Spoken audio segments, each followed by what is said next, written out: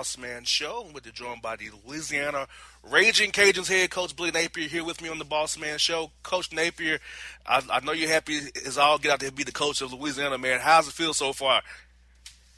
Well, it's going well. I think we've been here about 3 months, this next couple of days. So we've made lots of progress, certainly put together a quality staff. And I'm excited about the players and the progress that they've made so far in this off-season program.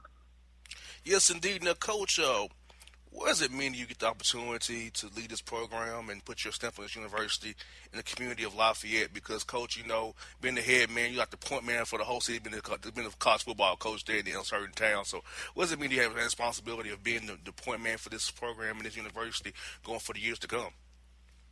Well, I grew up back in the, where you guys were out there in Georgia. My dad was a head football coach in a high school in that state. And certainly having an opportunity growing up, observing him, this has been a dream of mine to be a head football coach and have my own team. And certainly being a little bit younger guy in my 30s here, it's exciting challenge to take on and a great opportunity. This place in particular, I think the sky's the limit, and certainly I'm excited about what we can do here. Now, Coach, I want to get in that with you. You're from Chatsworth, Georgia, a little right out 75 from up here, and Coach, I have family in Dalton, Georgia, so I have to theoretically pass through Chatsworth to get to Dalton, Georgia. So, talk a little bit about how we're growing up in Chatsworth and how that molded you into the man you are today. Well, Chatsworth is in Murray County, and it's a blue-collar town. Mostly farmers there, and certainly a lot of carpet mill workers. Dad was the football coach there, and certainly we dealt with a lot of those families throughout the years. And, it's a great place to grow up. I think sometimes I take that for granted that we were able to be in that same community there. Certainly the people were really good to my dad, my mom, and our family. So that place, it made me who I am. And certainly the people that I met there, the values that went along with living there in that part of the state was a big deal in determining where I went and what I've been able to accomplish so far. Yes, indeed. Now, Coach, you feel like the same things about the Lafayette community, similar background from Chatsworth to Lafayette, because it's a blue-collar town to me. You guys down there got a lot of mills down there, a lot of warehouses down there, the same kind of blue-collar people. So you feel like that your style and your background fits this university in this town so perfectly for this community. They're going to look to you and your team as examples for the young kids coming up in that community. Yeah, the Cajun culture here is really unique, and I think it's this is a really special community, Acadiana in general. The kind of 35-mile radius from Lafayette, there's about 860,000 people. So this is a community that really is growing, and it's developing. It recently got voted the number one place to live in the state of Louisiana, a couple of years ago. USA Today came out and said it was the happiest city in the United States of America. So certainly the culture here is unique. We've got great people. There's tremendous passion about the university and certainly about this area. Great pride in what the Ragin Cajun culture stands for, and I'm excited to be a part of that. Yes, indeed. I know you mentioned your dad was a football coach, and he helped mold you as well in the coach. I want to get a little about your background in coaching and some people in the coaching business, and also personally, professionally, who's really helped you in your career as a coach to get you to this point today to lead the Ragin Cajuns going forward. Well, it all goes back to Dad, and just originally the intentions of being a high school football coach and pursuing the same career that he had. Ultimately, I got a chance to get started in college football at a young age, running my first full-time position when I was 26 at Clemson University. I've been able to work with some really quality men, starting out with Buddy Pugh at South Carolina State. I also worked for Tommy Bowden, Dabo Sweeney, Jim McElwain, Todd Graham, and certainly Coach Nick Saban at Alabama for 5 seasons. So not only those head coaches, but a lot of the assistants that you get to know along the way They make an impact just in terms of how you go about your business, um, and really doing it in a professional manner. Yes, indeed, coach. And I think that's what's good about you. You have a background in different positions on a staff. So being the head man, you kind of know what these guys go through because you've been in their shoes too. And it also helps you that you can relate to all guys across the roster. You just wasn't one side of the ball here, one side of the ball there. You've to touch every part of the roster. So you can relate to anybody from the long snapper on down to the quarterback or whoever. You can relate to them all. Well, I think that that has been valuable. Certainly having been recruiting coordinator, having been an offensive coordinator, been in some different assistant head coach type roles, coaching receivers was really beneficial for me.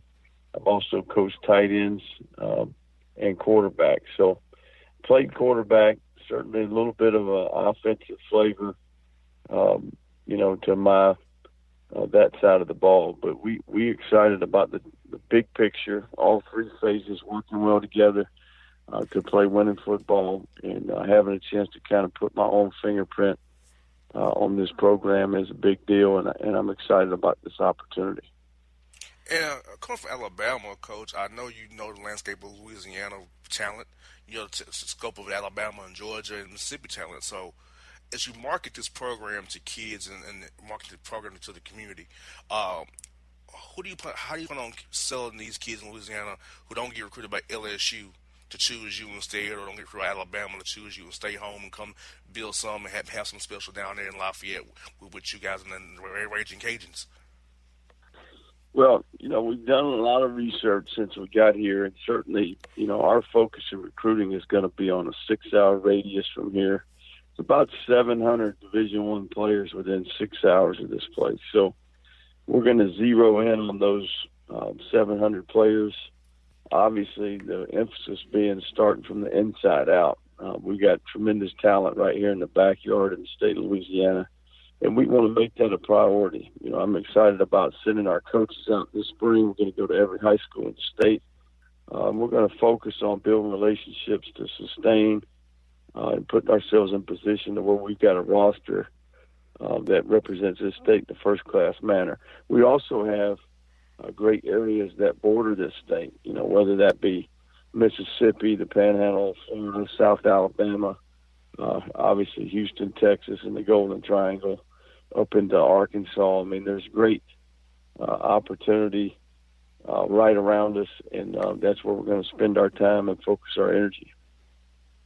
Exactly, Coach, and I love that about your location. Like I say in real estate, it's all about location, and having that radius where you can get to all those great players. So you always gonna have time to be able to turn over and get talent to come in there because it's so many that can, and they have to go somewhere. Everybody ain't gonna scoop them all up. So I love that for you that in that area that you can get all that talent to come and join your team and join your program and get immersed in your culture. Right. And, it's about the ones you get. You got to do a great job evaluating. You got to do a really good job of targeting kind of your type of guy, really recruit to your systems on both sides of the ball. I think we've got a really sharp staff. I'm excited. We've got a good mix of veteran coaches and some young, talented guys. And overall, we've been able to put together an infrastructure in the organization that I think is going to help us have success as we kind of work our way through our year-round plan for development for our current team and also our strategy in recruiting. And, Coach, and speaking of the young men you want to bring to your program, what's the type of young man you want to bring into your program and into your culture as you establish it at Louisiana Lafayette? And what are the things you preach to a kid when you're trying to recruit and bring them to your program? Because I feel like when you sell a kid on education to their parents and your values, that's usually what hooks them. So how are you going to get these guys to come on down there and join you guys, Coach? Well, it's about a big picture plan. We want our young men to have a well-rounded experience, and we want them to benefit from the time here, not only as a football player, but really putting a priority on the type of human being they are when they leave this place, prepared for the real world, a set of principles and values that can last for the rest of their life. And certainly education's a big part of that. We want to have a disciplined team, We want to have a team that gives great effort in everything that they do, whether that's how they play on Saturdays in the fall or an approach that they take as a citizen. As a student. And certainly when you move to Lafayette, embracing the culture and embracing this community is a big deal. It's a special community. And we think we've got lots to sell. We've got a great experience here in all those areas. And this is a place where a young man can come here, grow, develop, learn, and be better because of their time here. Yes, indeed. And Coach, I want to finish up with you by asking you this because I know it's been a whirlwind for you, Coach. What's been your typical day? They like since you've been the coach there, because I can only imagine you got a lot of meetings, meeting with boosters, donor sponsors, meeting with the community people. So what's your day like typically since you've been the head coach down these past 3 months you've been down in Lafayette? Well, just to give you an example, today, our staff came in. I got in early this morning before we had the staff meeting at 7:30. We watched the first day of spring practice film. Then we had a little bit of an intermission there, had an administrative staff meeting around 11 o'clock and some covered, recruiting, covered the injury report, covered a couple of different things relative to what we've got this afternoon. And then we watched the practice film. I had to speak at a luncheon today for an organization called Eat Lafayette, which is really a lot of local businessmen and businesswomen that are in the restaurant business, apparel business, and certainly in the hotel business. So really just trying to get out and about and build relationships that can help everybody. I think, it's truly a team effort if you want to have success in the athletic world, especially at college level. So we're going to go in here. We've got some meetings later today to kind of meet with the players and have a little bit of film review, clean up some mistakes from yesterday, and then obviously we'll do some recruiting this afternoon and this evening. So that's a typical day this time of the year, man, and I love it. We love it around here. I love it, Coach. I love being busy. And, Coach, you definitely are busy. Now, Coach, next time you're in Atlanta, Coach, love to have you in studio, showing our live stream here and have everybody here in Atlanta see you on the live stream, talk about your program. I know a lot of Georgia players up here who love to come down to Lafayette, Louisiana, and get some of that good cooking and get some of that good culture that you got down there brewing. Come on, man. That's what I would tell you. You got to see this place with your own 2 eyes to believe it. And it's truly a great place, and we're excited about building something special here. Coach Napier, I have no doubt in my mind it's going to be a special program down there at Lafayette. Coach, we look forward to having you on the show again. Let's get closer to playing this year, Coach. Thank you, guys. I appreciate the opportunity. Thank you for covering our team. Yes, have indeed. a good day. You too, Coach. All right. Go Cajuns.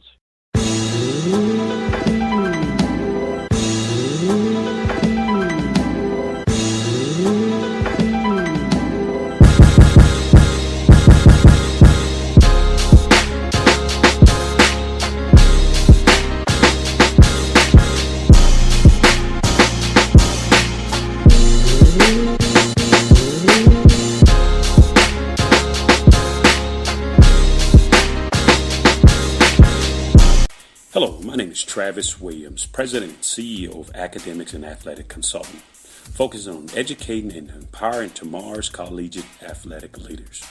My passion is for the education and genuine concern and care for today's student athlete. It's the centerpiece of my life's work. A college education, both in and out of the classroom, is a truly rewarding benefit. For more information on AAC, you can go to www.academicsandathleticsconsulting.com. Once again, www.academicsandathleticsconsulting.com. Or you can follow me on Facebook at Academics and Athletic Consulting or Twitter at Coach TWill24 or Instagram Travis L. Williams 24. Or you can call me at 404-542-6079. Once again, AAC is very proud to partner with J.R. McHenry of the Bossman Radio Show, covering sports and entertainment across the country. Please tune in weekly for informative, entertaining, and expert analysis on today's sports and entertainment topics. Thank you.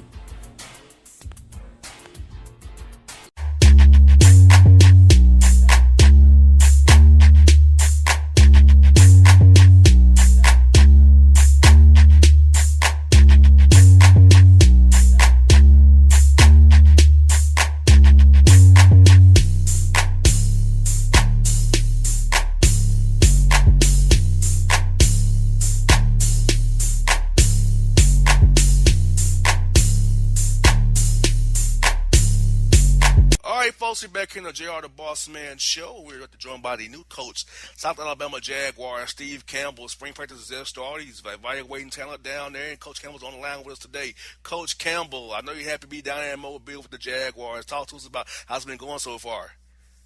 Yeah, things have been going really well, JR.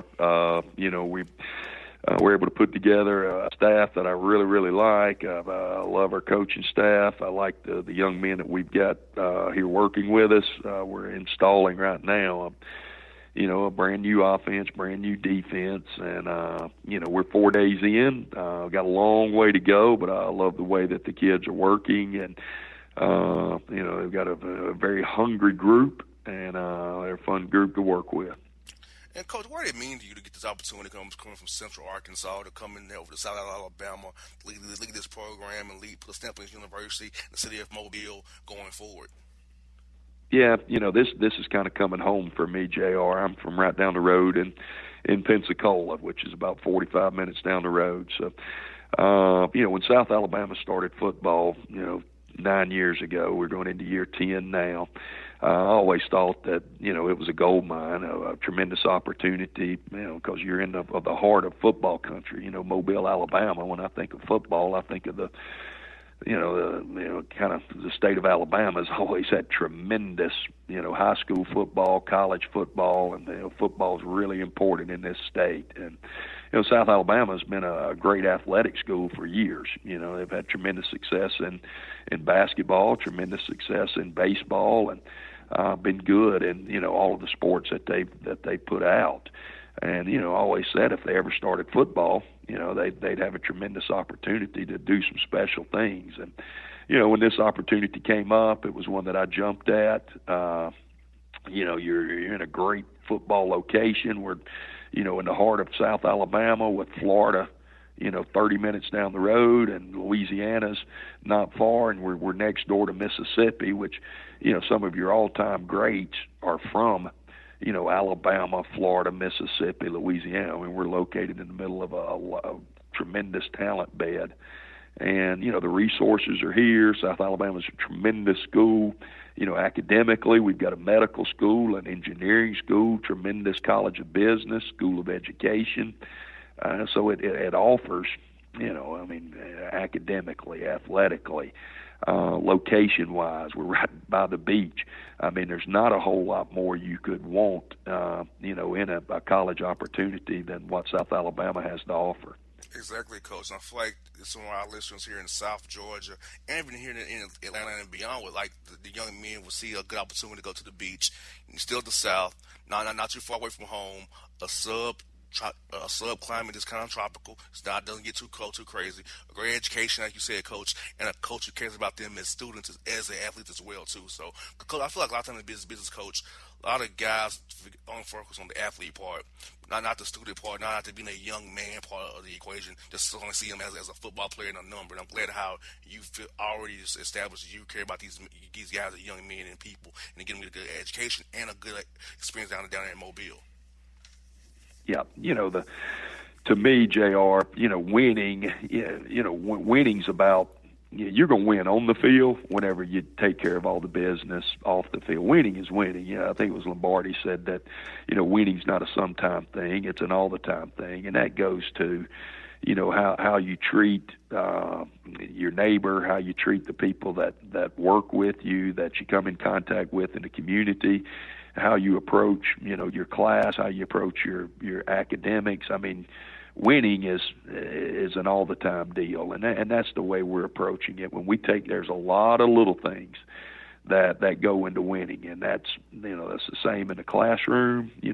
Be on time, make sure you have all your resources.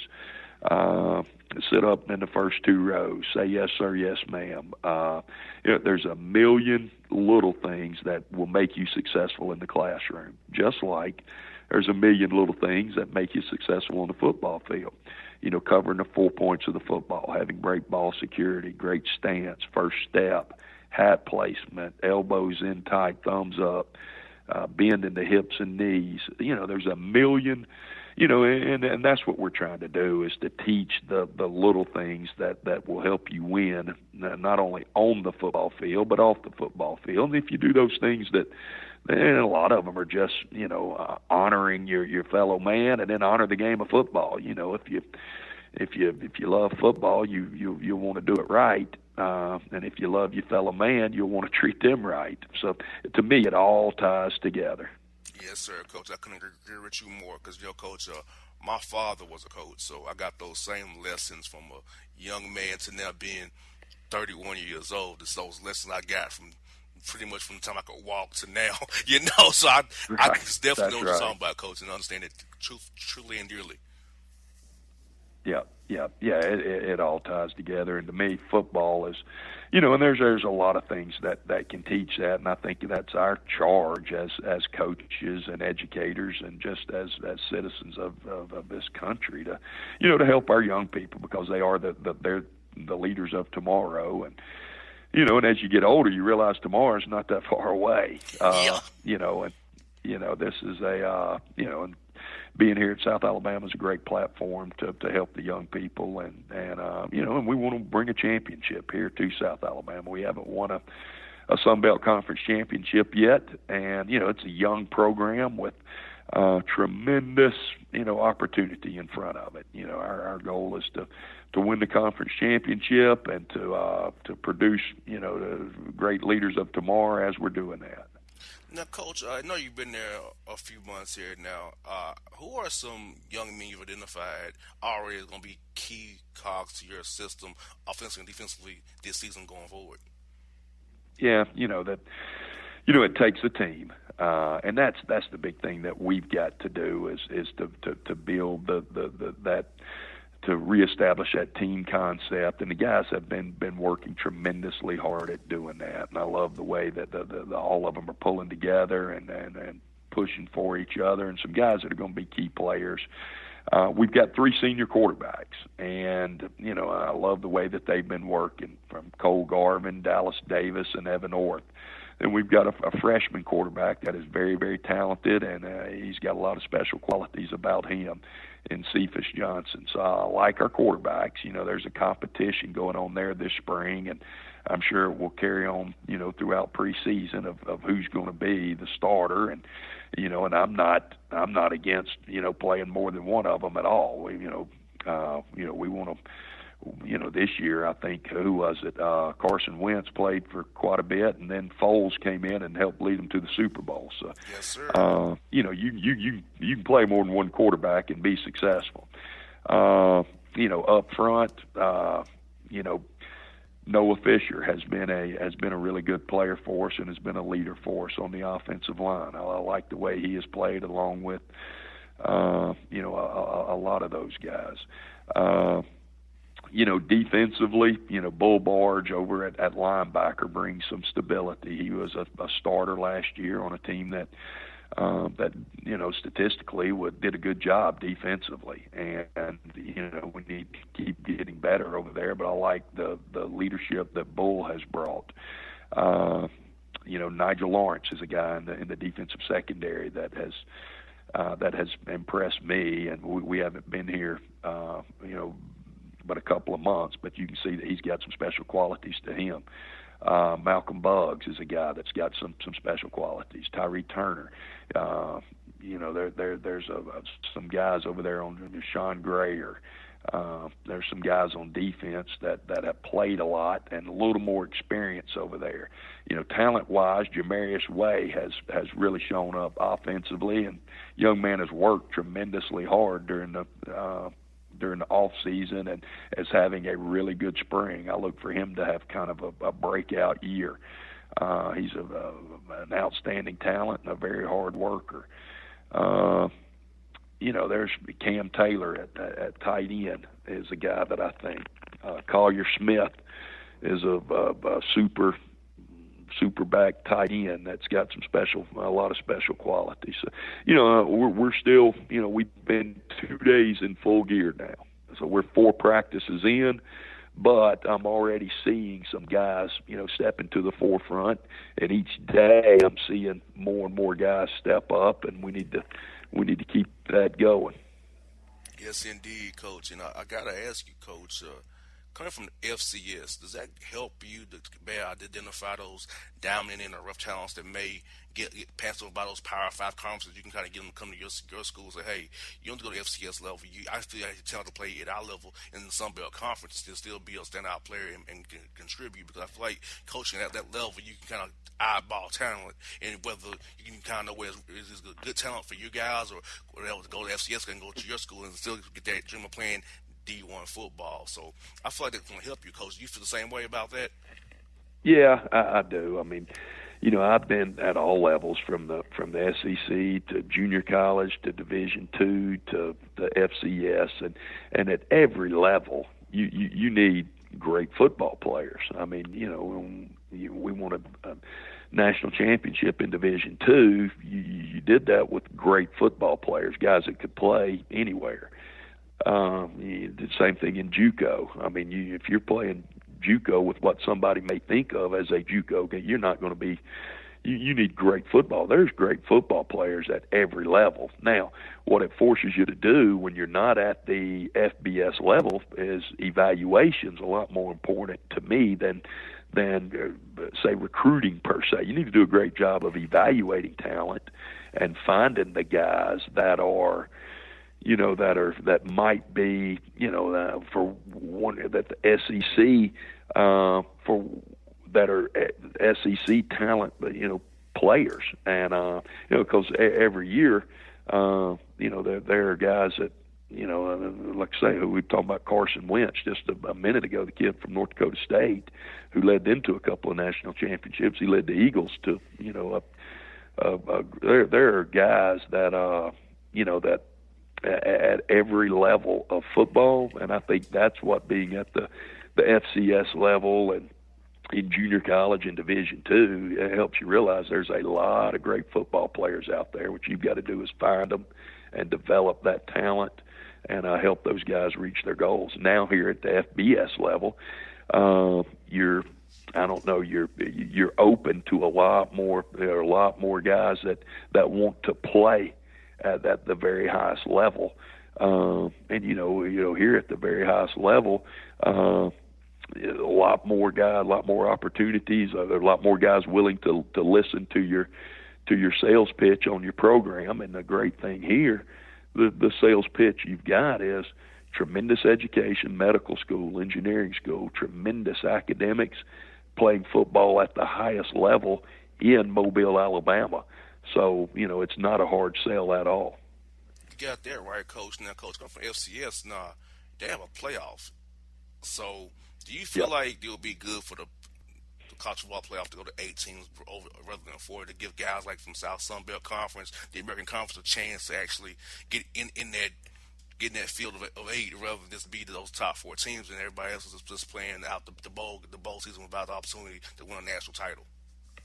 Yeah, I'm a big proponent of the playoff system, and and I think it ought to be open. I think if you win your conference, I'm a big believer in winning the national championship on the field. We've got a lot of work to do, but I love the way that our guys are working, and we would like to get to that point where where we have an opportunity to play for a national championship, and that's our goal and that's our mission. So I'm definitely a proponent of an increased playoff system. Now, Coach, the last one I got for you is this. I know it's probably been like a whirlwind for you being new head coach out of Alabama. So talk to us, Coach, about what's a typical day like for you and the staff as you get established yourself in South Alabama and Mobile for you guys? Because I know it's been probably a whirlwind and crazy some of these days here lately. Yeah, it has been. We come in early, a lot of days start at 6 in the morning, and then you finish around 8 or 9 at night, and then get ready to go for the next day. Right now, we just got finished earlier today. We had staff meeting this morning. We watched practice from yesterday, and now we're walking through. We've got a recruiting day coming up, junior day coming up here this weekend. So we went through our notes on practice. We're going to practice and then have, probably a couple of hundred recruits up on campus and just walking through all the logistics of that. making sure that we've got everything squared away. And then we've got weights this afternoon, we've got film this afternoon, and then we'll have our meetings to go over installation for tomorrow. So, it's a pretty busy day, but it's, when you get to do something you love, you feel like I feel like I've been blessed. I've never had to work a day in my life because, since I've gotten out of college, because, when you're coaching football, that's your love. And it's, I don't even consider it work. It's just, a task to accomplish, but it's something that you love to do. Coach, I feel the same exact way about being on the radio, doing TV and media. I've been doing this since 2009, Coach. It's not like work a day. I love it. Getting to cover sports every day is a blessing. The Lord has blessed me dearly with this job I have and host radio shows, talk to guys like yourself, other people I've had to talk to. I'll tell you what, Coach, I'm with you. It's not work. It's just a blessing that the Lord has given us both. That's right, JR. I feel the same way, man. Well, Coach Campbell, I can't wait to have you on the show again down the road. I wish you all played Georgia State this year, but I see you all don't. But I can't wait to get the trip to come down to Mobile and see you guys play, or have y'all up in Atlanta playing at Turner Field, which is a very unique place to play at. A baseball field, now football stadium, real unique, man. You will enjoy the atmosphere there, Coach. I can guarantee you. Yeah, well, great. Well, we look forward to coming over there. Thank you, JR. Coach, you have a great weekend. Talk to you real soon, man. All right, partner. Take care. All right. All right. Bye-bye.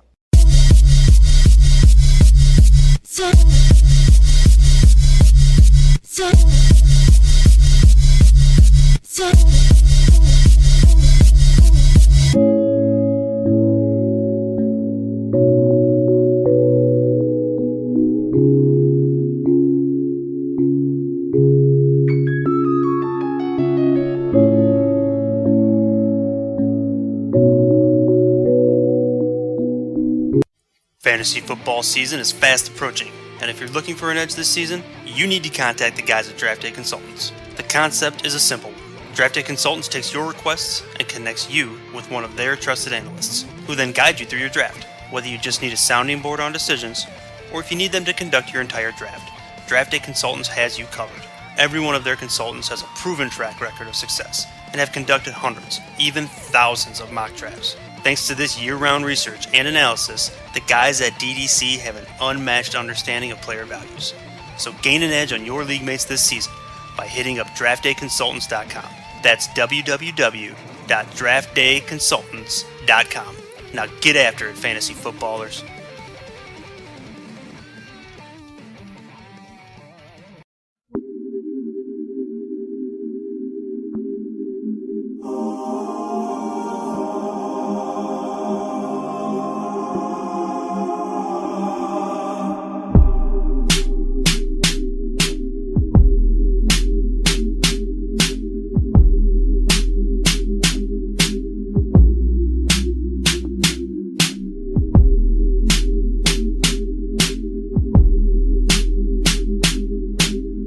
Sit back here on the JR the Bossman show. Get joined by Davis Cup team member. He'll be in Nashville, Tennessee, April 6th, 7th, and 8th, Kirby Event Center. Our guy, Steve Johnson, on the show with us. Steve, man, how's Miami, man? It's good. It's anytime you get a chance to play somewhere in your home country, it's awesome. So, even though I'm an LA guy, coming to the East Coast, it still feels like home. Now, Steve, you and I have met a couple of times, if you might not remember, in the Fox and Hound in Memphis. We've met a few times there. Of course. I mean, that's a staple while we were in Memphis while the tour event was there. Yeah, so, we talked a few times. We saw you with Sam Query a few times. You was eating, man. So we've talked a few times. When you see me, you'll be like, yeah, I remember you from Fox and Hound in Memphis. I remember you. So, man, I want to get into it with you, man. How excited are you to be part of the Davis Cup team once more, man, coming to Nashville, playing against Belgium, against a team that's can pose some trouble to you. But, you guys are 5 great guys, all singles players, play doubles as well. So, you got to feel good about the chance and having a guy like Captain Courier to encourage you during each match.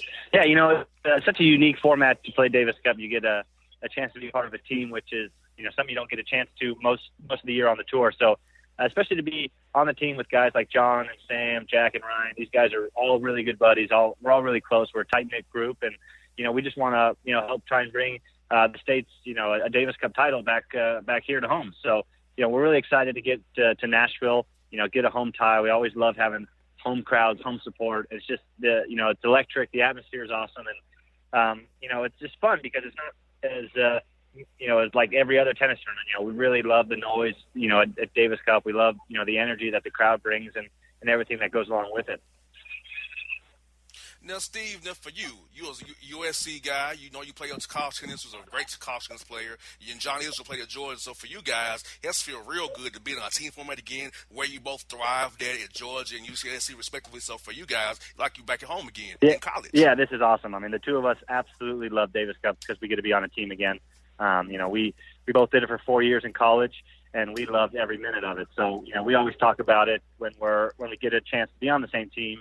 How much fun it is, how much we enjoy, playing for, your teammates and your brothers next to you and the guys sitting there on the bench. And, because when you're out here by yourself in most of these tournaments, it's just you and, you play, with your buddies, but, you just don't get that same team feeling that you're all working towards the same goal.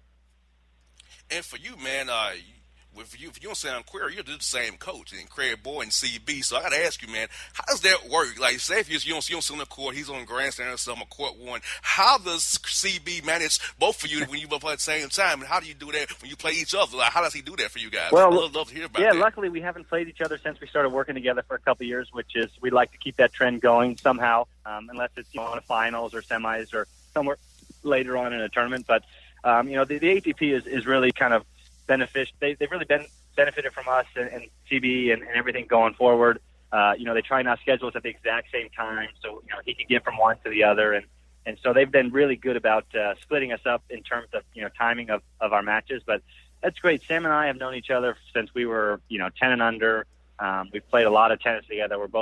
We live close to each other in LA. We're really good buddies. We spend a lot of time together. So for us, it was such an easy opportunity to have a coach that we both really love working with, and someone that really gets us both as people as well as tennis players, so he can manage us both on and off the court and kind of keep us ticking in the right and keep us going in the right direction. We have Steve Johnson here. We've been on the Bossman show. Now, Steve, both of you LA guys, you tell me. I know Sam's a Clipper guy. Are you a Laker guy or a Clipper guy? I don't know. I wouldn't say I'm one or the other. I just really enjoy watching good basketball. I think I'm just a basketball fan. So, I just enjoy turning on, TV every night and watching good games and these guys, see how athletic, how incredible they are at what they do. And, it's been super fun, to get a chance, at all these tournaments, throughout the states to meet some NBA guys when we go to their cities and do some stuff. So it's been a blast, but, I'm getting excited for NBA postseason coming up and seeing what the guys have to offer. Yeah, man, like I told you off the air, man, I work for the Hawks radio network, so I see the Hawks every night. So I don't get to see great basketball, man. Hey, see taking it as finest. Get to the next one. Yeah, exactly. And like this week, we had Utah last night, Sacramento on Thursday, and Golden State on Friday, and Houston on Sunday. So at least we can see two good teams in the next few days. Yeah, that's a tough little West Coast road trip for the boys. Oh yeah, and then get to Steve. We was in Milwaukee with the Utah, Sacramento, Golden State, Houston, then back to Minnesota. That makes no sense to me. The NBA, it's like what kind of schedule was that? Yeah, you guys got to talk to somebody at the NBA to get a better schedule than that. That's tough. Yeah, man. I'm like, wow. Like, I think it'd be Milwaukee, Minnesota, then go out west, then go over to Houston. I'm like, man, come on, it's crazy. This is crazy. But yeah, man, it's great, man. Like, and I know for you tennis guys, you all love other sports. So, are you a football guy? Are you a Chargers, Raiders guy, or West Coast? What who y'all like out there? LA to have football. Yeah, I was. I wouldn't say I had a football team until a couple years ago, and then once the Rams, announced they were moving back to LA. I guess I wouldn't say I jumped on the bandwagon, but as soon as they moved back to LA, I was all in. So I would say I'm a Rams fan now, and I'm an Orange County guy where I grew up, so I'm a huge Angels and Ducks fan. So those would be the teams that I follow most closely, and now it's the Rams in there as well, and of course anything that SC has going on. I feel you on that, man. I'm gonna tell you, I had a classmate of mine, Patrick Turner, who played at USC back in the day. but he dropped that key ball in that championship game. I get on him all the time. He could have changed that game, brother, if he caught that ball. I bet he remembers it he's too. He's a USC guy as well.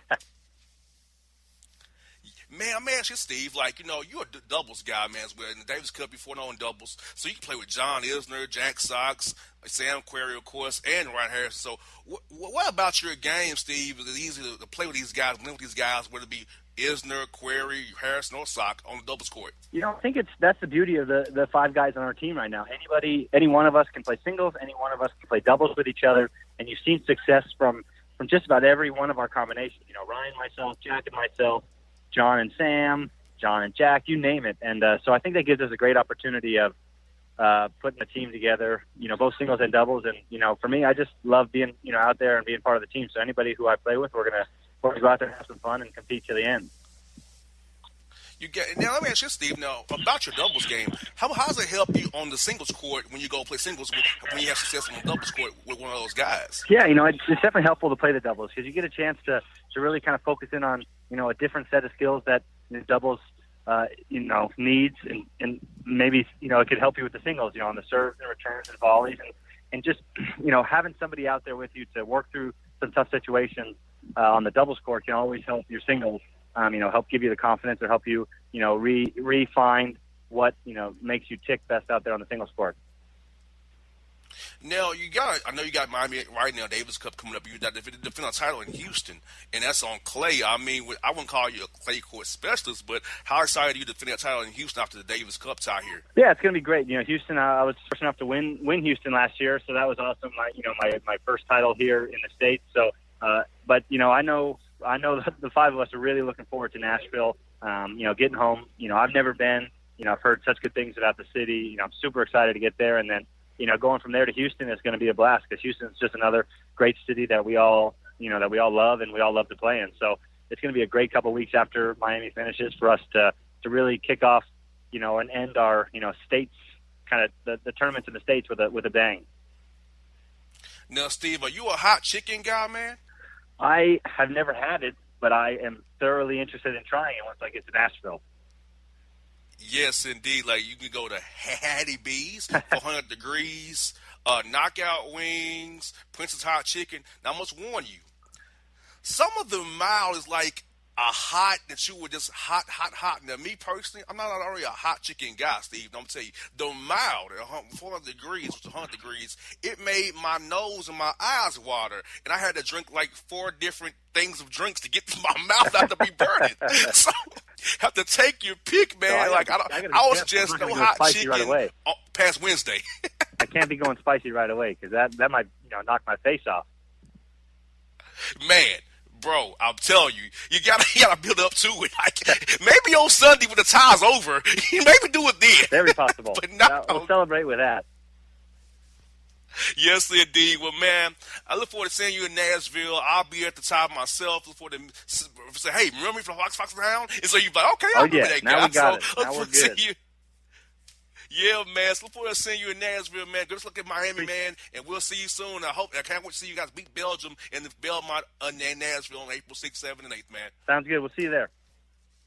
All right, buddy. See ya.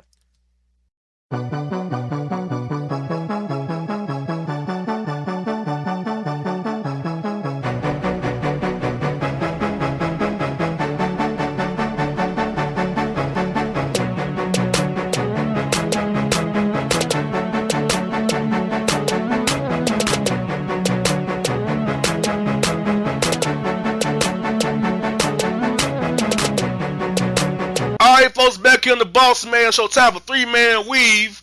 It's the Bossman with J.C. Smith. J.D. Beckler is snowed in up in Cleveland, Ohio. J.C. My man can't get in the studio at all. He's messed up, man. Yeah, I heard they got a real bad snowstorm going on up there, right? Snowed in and no power, bro. Oh, that's crazy. Yes, indeed. What ain't crazy though, bro, is this, bro. The Memphis Tigers got their man Hardaway. Yo, Penny Hardaway. So, bruh, how lit is Memphis right now that Penny's back leading the Tigers, man?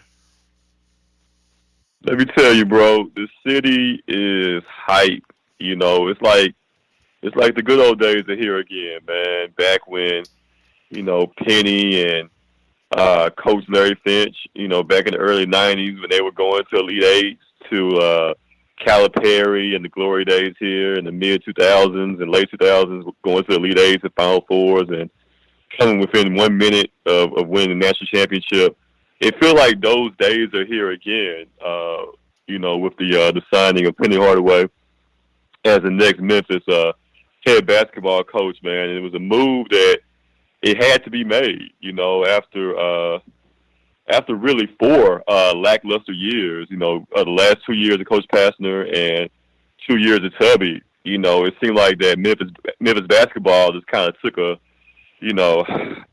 dip, and to a point where, people were really, didn't care anymore about Memphis basketball these last couple of years, and it took a back burner to the Grizzlies here, of course, locally, and this became an afterthought, to a lot of fans here in the city. But now it's back on again, man.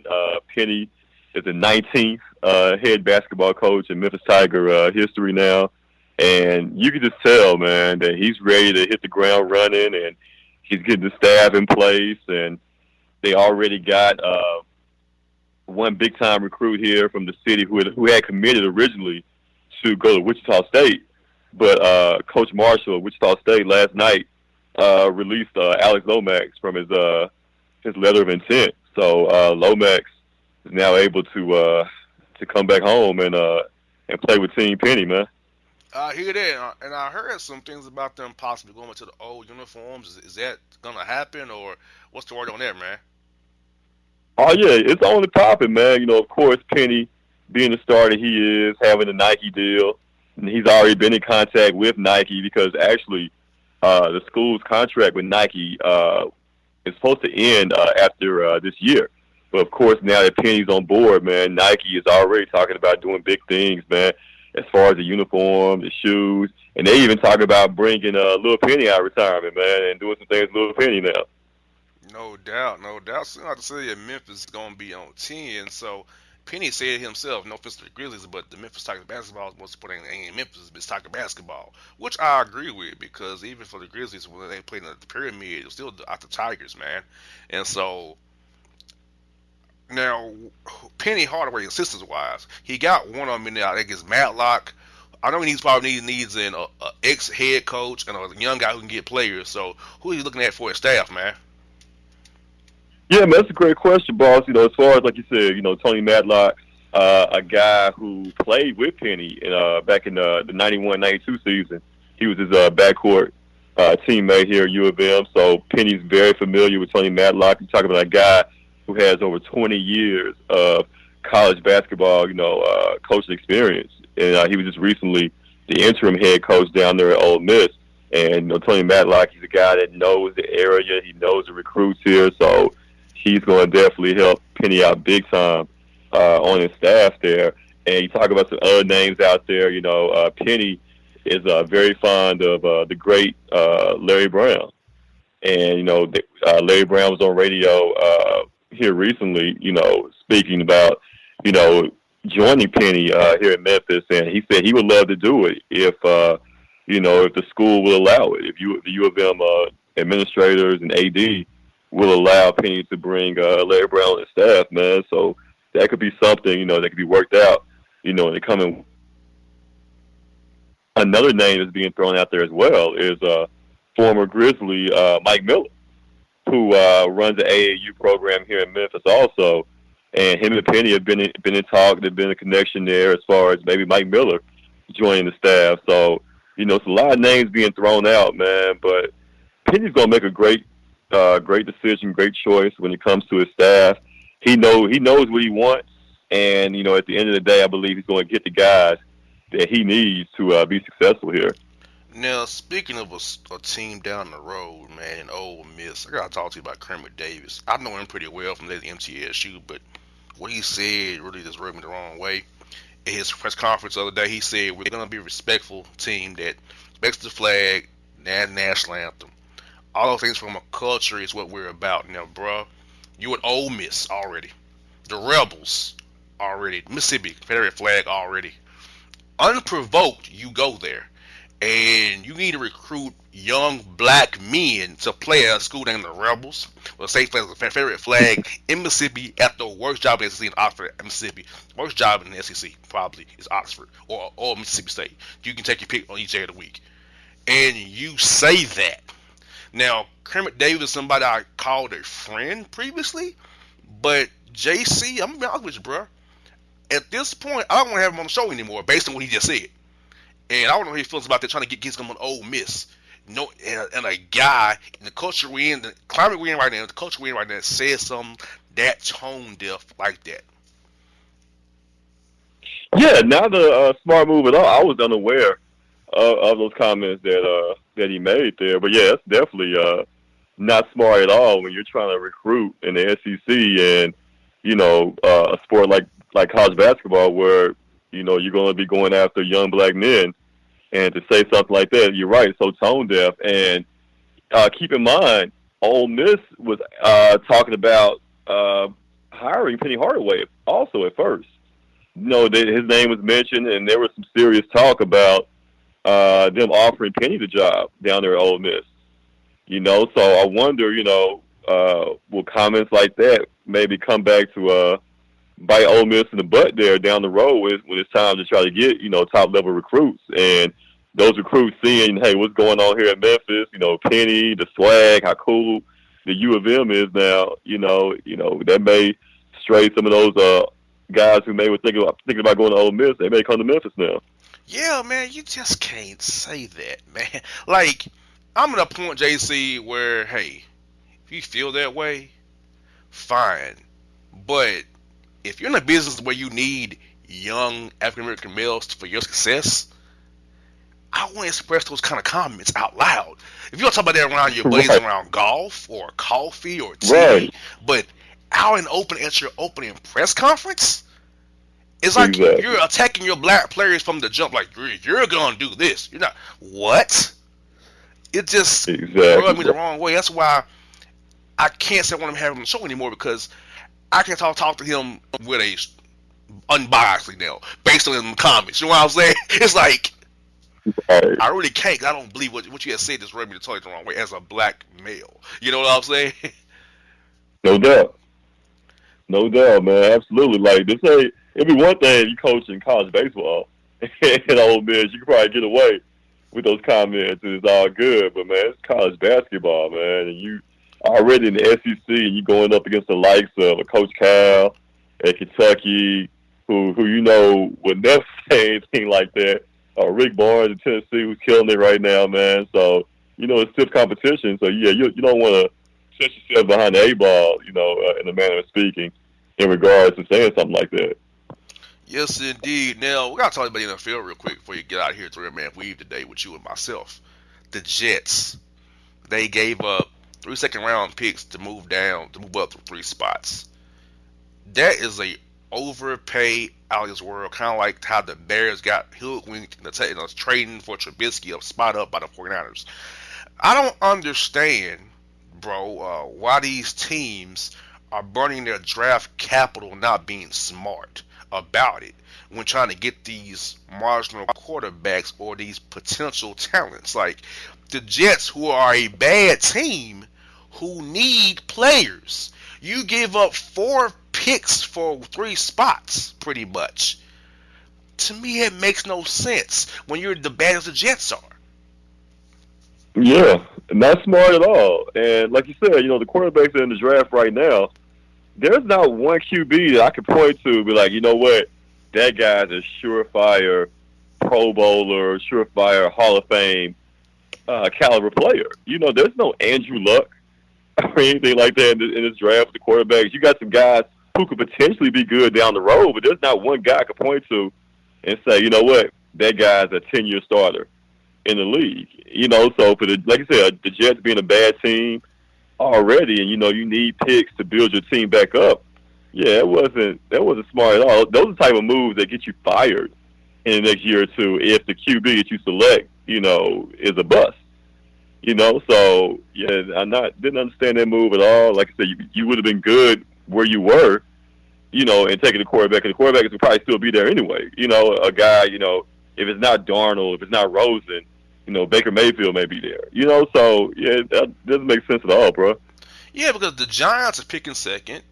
Now the Bills will trade up to 3, or they may give up their picks to go to 3. But I mean, let's not overpay for a not sure thing. And the Jets already have Hackenberg on their roster, and they have Bryce Petty, and they have Bridgewater now, and Josh McCown. And you don't draft a quarterback, so you have 5 quarterbacks on your roster. So obviously you're telling me that Petty and Hackenberg will not be back. And it's like, what are you doing if you're the Jets? Once again, if it wasn't for the Browns, the Jets would be the worst team in the NFL for worst mistakes, or would be the Jets behind the Browns. The Browns were not the Browns. And the Browns should be making good decisions there with Tyrod Taylor, getting, Jarvis Landry. They should be making better moves now since they got John Dorsey as GM now. So it's like, man, the Jets, it's on you now for being worse in the league. It's on the Jets now. Yeah, hey, this is the Jets being the Jets, man. And bro, if I close out, I got 2 stories for you for the Boss Report real quick here. You're gonna love this one. It's so Florida of this person. Here we go. We have a Florida man arrested, bro, for trying to sell a stolen puppy back to the original owners. Oh wow. Okay. All right. So my man. So it's in Florida, correct? Yes, very much so. Okay, very Florida. All right. So he stole the puppy originally, and did the owners of the puppy put out like a lost and found, like a flyer or something like that, Sure offering did. a reward for it or something? And he posted on Craigslist to meet him at Jack in the Box, sell it back to him. But how did they know that he stole the puppy originally, though? They got security cameras around their property from 80. Oh, okay. All right. Okay. All right. Well, I can't blame my man for trying to hustle. You know what I'm saying? I can't blame him. That's very creative. Yeah. You know what I'm saying? That sounds like something you find off like a sitcom or something, man. But yeah, that's very Florida. It's very Florida-like right there. We got one more for you here. Dumb and reckless. We have a Miami nightclub shut down after a horse stops a hole and partygoers ridden in on by a woman. Whoa. Wait a minute. Rewind that. What happened? What's going on? Dumb and reckless. Miami nightclub is shut down after horses nearly stomps a hole in partygoers ridden by a Florida woman. Nah, they got too much going on, man. I don't even know where to begin with that, bro. That's too much. That's too many layers, dog. I can't deal with that, man. We'll try this one while we at it. Florida man steals an ambulance, complains to arresting officer about long wait time, saying, quote, it was too cold, it was waiting too long, they ain't bring me any graham crackers. I mean, yeah, everybody knows, man, you need graham crackers, while you, waiting on the ambulance or whatever, man. Like, that's the official snack of 911 dispatch calls, man. You gotta have graham crackers, man. So, yeah, come on. Everybody knows that. No doubt. But, bro, before we close up the shop today, talk about clicks, what you got going on, Three Kings. I see y'all on Facebook doing your thing, bro. Talk to the people about what y'all got popping off at Clicks, Sports Bar Memphis, baby. Hey, man, you know what? Yeah, absolutely. Once again, it goes down, man. The bad boys of karaoke, the karaoke kings, man, Three Kings. We do it each and every Saturday at Clicks Sports Bar, Billiards and Sports Bar at Clicks here, man. So definitely check us out on Facebook, Three Kings karaoke page and all that, man. We got some big things popping for the summer, man. So just stay tuned, man. We're coming at you. No doubt, folks. 3-man we, Boss JC, Beckler snowed in. We out. And if you don't know, now you know.